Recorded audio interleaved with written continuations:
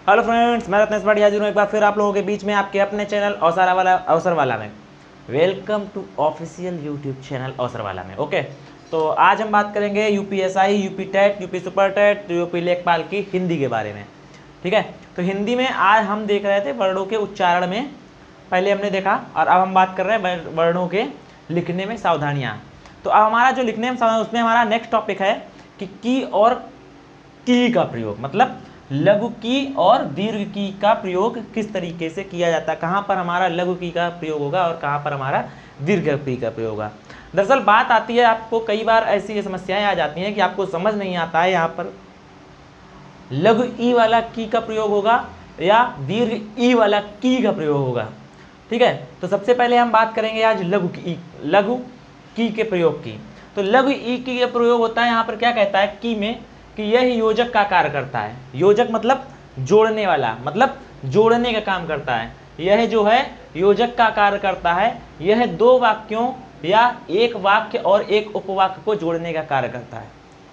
ठीक है, तो सबसे जब हमने बात करी लघु की बात कर रहे हैं, ठीक है, तो योजक का मतलब हमने बताया क्या, जोड़ने वाला, जो जोड़ने का काम करता है। क्या करता है? जोड़ने का काम करता है।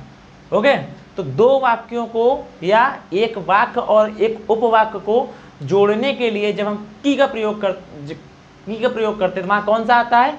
लघु की का प्रयोग किया जाता है। यानी हमारा जो ये लघु की है, ये हमारा लघु की है, ये क्या करेगा? दो वाक्यों को सदैव जोड़ने का काम करता है। जैसे उदाहरण के तौर पर देखो, उदाहरण के तौर पर अगर आप देखेंगे तो कहोगे कि एग्जाम्पल, मैंने उसे समझाया कि स्कूल जल्दी आया करो। ठीक है, मैंने उसे समझाया कि स्कूल जल्दी आया करो। तो आपका अगर हम पहले सेंटेंस मतलब पहले वाक्य की बात करें तो ये एक आपका वाक्य है, दूसरा मैंने उसे समझाया, दूसरा स्कूल जल्दी आया करो। और इन दोनों को जो जोड़ रहा है, एक वाक्य बना रहा है, वो है क्या? हमारा की। तो ये क्या काम कर रहा है? योजक का कार्य। मैंने उसे समझाया कि स्कूल जल्दी आया करो, जबकि आपका एक वाक्य ये था, एक वाक्य ये था, और दोनों को मिलाकर एक किसने बनाया? की ने। ठीक है, तो ऐसे आपका ये हो गया। अब जैसे आपने दूसरा एग्जांपल देता हूं, मैं घर से निकला ही था, ठीक है, कि वर्षा होने लगी। अब वर्षा होने लगी अपने आप में एक पूर्ण वाक्य है, मैं घर से निकला ही था, और इसको जोड़ कौन रहा है? की। तो ये आपका जो की है वो एक योजक, जोड़ने वाले के तौर पर काम कर रहा है। ठीक है, अब हम देखेंगे की का प्रयोग, दीर्घ ई वाले की का प्रयोग। ठीक है, तो इसका प्रयोग दो जगह होता है। दो जगह कहाँ कहाँ? पहला तो हमारा होता है करना क्रिया का जहाँ भूतकाल रूप हो, मतलब जहाँ करना क्रिया के साथ उसका भूतकाल रूप हो, वहाँ पर हमारा क्या होता है? की का प्रयोग होता है, की का प्रयोग, बड़ी की का। दूसरा होता है संबंध कारक को संबंध कारक का जहाँ स्त्रीलिंग रूप होता है, वहाँ पर क्या होता है? आपका की का प्रयोग होता है। तो अगर हम बात करें अगर इन दोनों टॉपिक को कि संबंध कारक और करना क्रिया क्या है, तो आपको की और की में फर्क नहीं समझ में आएगा कि कहाँ क्या यूज करना है। तो करना क्रिया का भूतकालिक, भूतकालिक मतलब बीता हुआ, ठीक है, जो बीता हुआ उसके साथ अगर क्रिया कोई लग रही है तो वहां पर हम किसका यूज करेंगे? की का। ठीक है, जैसे एग्जाम्पल की बात करें अगर हम यहां पर, तो मैंने रात भर पढ़ाई की, मैंने रात भर पढ़ाई की। तो यहां पर क्या है? ये क्या कर रहा है? करना क्रिया है। क्या कर रहा है? पढ़ाई, और इसके साथ कौन सा आया? की आया। दीर्घ ई वाला की। ओके, तो और जो रात भर है, ये रात भर क्या है, बीत चुकी है, तो ये कैसा हो गया हमारा भूतकाल रूप। ओके, ठीक है। अब देखते हैं दूसरा है संबंध कारक का स्त्रीलिंग रूप, लेकिन हम इसी में एक एग्जाम्पल, दूसरा एग्जाम्पल दे रहे हैं। ठीक है, पहला हमने एग्जाम्पल बताया मैंने रात भर पढ़ाई की, इसका मतलब क्या है, करना से है कि रात भर करा काम तुमने, ठीक है, लेकिन रात में करा, कब करा, रात में। तो जब रात में किया तो रात तो बीत चुकी है, तो बीता हुआ मतलब जो बीत गया तो वो हमारा कैसा हो गया, भूतकाल। तो समय की करना क्रिया का मतलब जहां भूतकाल रूप हो वहां पर क्या करेंगे, दीर्घ ई वाली की का प्रयोग करेंगे। ठीक है,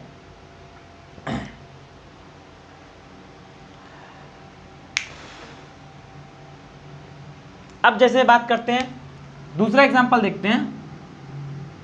दीपक ने अजय की मदद की। अब देखो यहां पर मदद कर रहा है, तो ये वाला जो की है ये कैसा है, करना क्रिया का भूतकाल। भाई करी है, मदद कर चुका है ना, तो करना क्रिया का भूतकाल रूप था, तो ये क्या हो गया हमारा की। लेकिन अगर हम बोले, फिर वो आप बोले सर एक बीच में ये भी तो की आया, तो ये हमारा क्या है, ये संबंध कारक, संबंध कारक का की है। संबंध कारक क्या होता है, का, के और की। जहां पर आपका ये का क्या होता है, एक वचन पुल्लिंग रूप होता है, ठीक है। के क्या होता है, बहुवचन पुल्लिंग होता है, ठीक है। और जो की होता है वो एक वचन और बहुवचन दोनों ही कैसा होता है, स्त्रीलिंग रूप होता है। तो स्त्रीलिंग रूप में की आपका संबंध कारक में आ जाए तो वहां पे कौन सा लगता है, दीर्घ ई, दीर्घ ई का की। यहां पर मदद क्या है, मदद हमारा जो है एक स्त्रीलिंग रूप है संबंध कारक का। मदद क्या है, एक स्त्रीलिंग रूप है, ठीक है। और संबंध किससे दिखा रहा है कि दीपक ने किसकी करी सहायता, मदद किसकी की, तो अजय की। तो संबंध किसके किसके बीच में दिखा रहा है, दीपक और अजय के बीच में, कि दीपक ने अजय की मदद की और ये करना क्रिया हो गई, तो क्रिया के साथ जो किया गया वो हो गया क्री, और ये मदद स्त्रीलिंग रूप है तो उसके लिए ये आ गया। ओके, तो ये हो गया, दोनों एग्जाम्पल आपको समझ में आ गए होंगे। अभी एक चीज़ और बताते हैं, अभी आप ये कहेंगे कि सर हमने तो अभी ये हमें समझ में आया ही नहीं, संबंध कारक और आपका करना क्रिया क्या होता है। तो इसके लिए आप परेशान मत होइए, अभी जैसे ही हम आगे आगे आगे आगे पढ़ाते जाएंगे आपका संबंध कारक कारक जब हम पढ़ाएंगे वहाँ पे संबंध कारक हो जाएगा, ठीक है। तो जब हम बात करेंगे इनकी वहाँ आपको समझ में आ जाएगा। तो अभी इसके लिए टेंशन मत लीजिए, अभी हम इसको एक दूसरा रूप भी बताते हैं आपको कैसे याद करना है, ठीक है। जैसे अब एक एग्जाम्पल और देख लो, राम की बहन बाजार गई। अब यहां करना क्रिया तो कहीं नहीं है, ठीक है। तो यहां पर क्या है, बहन के साथ की जुड़ा है, तो बहन हो गया स्त्रीलिंग, और संबंध किसके साथ दिखा रहा है, राम के साथ। तो संबंध का स्त्रीलिंग रूप है क्या, की, इसलिए कहां पर कौन सा रूप होगा, की, बड़ा की यूज होगा, ठीक है। एग्जाम्पल लिख लीजिएगा यहाँ पे, ये इसके देखो इसमें दो लिखने हैं जो हमने बताया था, एक क्या, चलो नाम चेंज हो जाए दो, रमेश ने उमेश की मदद की, यहां पर लिख लेना, ये है का आपका कर्ता वाला और ये है आपका कौन सा, संबंध कारक, ये इसी में लिखा। और इसमें एक लिख लेना, राम की बहन बाजार गई, ठीक है। दोनों एग्जाम्पल लिख लेना इसमें, ठीक है। इसी है, देखो अब जब आपको पता नहीं संबंध कारक क्या है और ये करना क्रिया क्या है, तो अभी हमने आपको क्रिया और कारक तो पढ़ा ही नहीं है, तो इसके लिए अभी ये बात आपको उतने बेहतर तरीके से समझ में नहीं आई है, ठीक है। तो आप इसको ऐसे याद रखो कि वहाँ जहाँ वाक्य में क्रिया हो रही हो, करना क्रिया हो रही हो, जैसे पढ़ाई करी तो ये कुछ काम कर रहा है, मदद करी, ठीक है, मदद करी मतलब करना क्रिया हो रही, क्या मदद कर रहा है। तो जहाँ करना क्रिया के, जहाँ क्रिया आए वहाँ पर क्या लगाना है आपको, बड़ी की।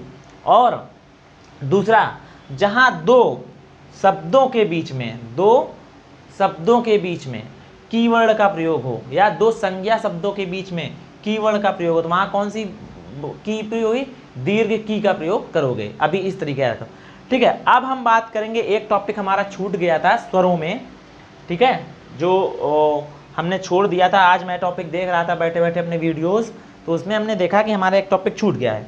तो वो क्या था, मुंह खुलने के आधार पर स्वर, ठीक है। मुंह खुलने के आधार पर स्वर की अगर हम बात करें तो मुंह खुलने के आधार पर हमारे स्वर जो होते हैं वो 4 प्रकार के होते हैं। कौन कौन सा, समृत स्वर, अर्ध समृत स्वर, विव्रत स्वर और अर्धविव्रत स्वर। तो इनका देखो एक चीज़ और बता रहा हूँ, ये जो आपका मुंह खुलने के आधार पर स्वर है, इनका हर किताब में अलग अलग दिया हुआ है। ल्यूसेंट की 2 बुकें आती, ल्यूसेंट 1 में अलग दिया हुआ है, ल्यूसेंट 1 में और 2 में अलग दिया हुआ है। इनके जो एग्जाम्पल दिए हुए हैं, कौन सा समृत है कौन सा विव्रत है, अलग अलग दिया हुआ है, ठीक है। और अलग अलग विद्वानों ने इसको अलग अलग माना है। तो हम जो पढ़ा रहे हैं वो और जैसे आप क्लेम करते हैं एनसीईआरटी के आधार पर, तो एनसीईआरटी ने इस टॉपिक को उठाया ही नहीं है कहीं कि मुंह खुलने के आधार पर स्वर कितने प्रकार के होते हैं। उसने जीभ के आधार पर उठाया, मुंह खुलने के आधार पर एनसीईआरटी ने नहीं बताया है, ठीक है। तो ये छूट गया था, काफ़ी ज़्यादा कन्फ्यूज़न होता है। तो अगर आप इसको समझिए और इसी हिसाब से क्वेश्चन का आंसर करिएगा। मुंह खुलने के आधार पर स्वर होता है सबसे पहला हमारा समृत स्वर। तो अगर आप अपने एक प्रकार जैसे डिक्शनरी बोलते हैं, तो उसमें समृत और विव्रत का अगर अर्थ देखेंगे तो समृत का अर्थ निकलेगा बंद और विव्रत का अर्थ आपको मिलेगा खुला हुआ, ठीक है।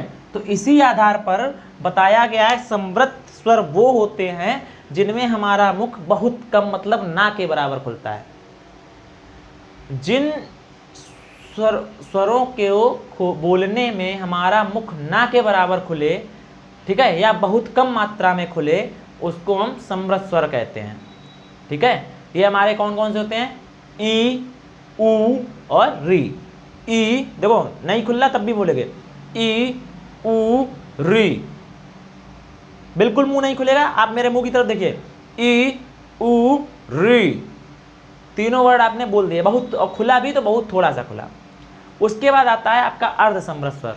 तो जिन स्वरों के उच्चारण में समृत स्थिति के आधार से ज़्यादा मुंह खुले, मतलब समृत से ज़्यादा मुंह खुले, अधिक मुंह खुले, वहाँ पर कौन सा होता है, अर्ध समृत स्वर कहलाते हैं। ये कौन कौन से होते हैं, ई और ऊ, ई और ऊ, ठीक है, मतलब लघु ई और लघु ऊ, ठीक है। हमने एग्जाम्पल दिया है, देखो पहले वाले में ई, ऊ, री, अब इसमें ई और ऊ, ठीक है, थोड़ा ज़्यादा मुख खुला। इसके बाद अगर हम बात करेंगे विव्रत स्वर, तो विव्रत मतलब खुला हुआ, मतलब खुला हुआ मतलब पूर्णतः खुला हुआ होगा जहाँ पर। तो जिन स्वरों में सबसे अधिक मुंह खुलता है, जिन स्वरों को बोलने में मुख सबसे अधिक खुलता है, उन्हें हम क्या बोलते हैं, विव्रत स्वर के नाम से जानते हैं। इसमें आप क्या आता है, आ, आए, आओ। आप देखिए बोल के देखिए, समझ आ जाए, आ, आए, आओ, ठीक है।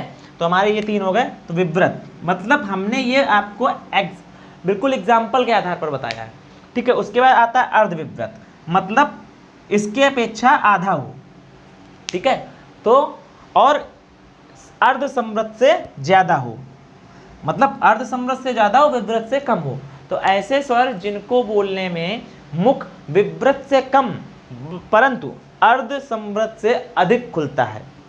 देखो यहाँ पर आपका हमने मान लिया मुंह बिल्कुल ना के बराबर इतना खुल रहा था, यहाँ पर इतना खुल रहा था, और यहाँ पर इतना खुल रहा था, और यहाँ पर इतना खुल रहा है, मतलब इससे कम है और इससे अधिक है। तो ऐसे स्वर जिनको बोलने में मुख विव्रत से कम पर समृत से अधिक खुले, उनको हम क्या बोलते हैं, अर्ध विव्रत स्वर। कौन कौन से होते हैं, आ, ई, सॉरी आ, ए और ओ, ठीक है। ई तो वो आपका अर्ध समृत में आ जाता है। तो आ, ए और ओ, ये तीन आपके कौन से हो गए, अर्धविभ्रस्त।